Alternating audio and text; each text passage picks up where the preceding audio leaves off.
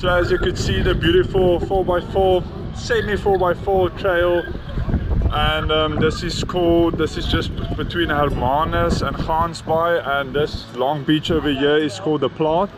And what we're gonna do now is we are looking for white mussels. This is of its shell, and we're gonna take out some white mussels here, which they call the Plaat. Okay, so it seems like the technique for this white mussel is one, digging for gold, and then there's a second, I'm waiting for my feet to feel them, but let's see how successful we are. But this is like gold. Look, everyone is ready on their knees, humble, looking for this white mussel.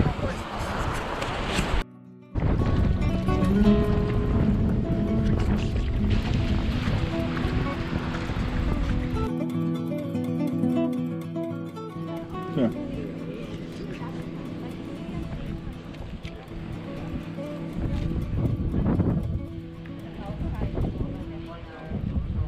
So the end results for the white mussels hunting, gonna show now. It was just a wonderful day, beautiful with the family. This is some bags with white mussel. There, some there, some, and there. So quite successful, enough white mussels to feed all.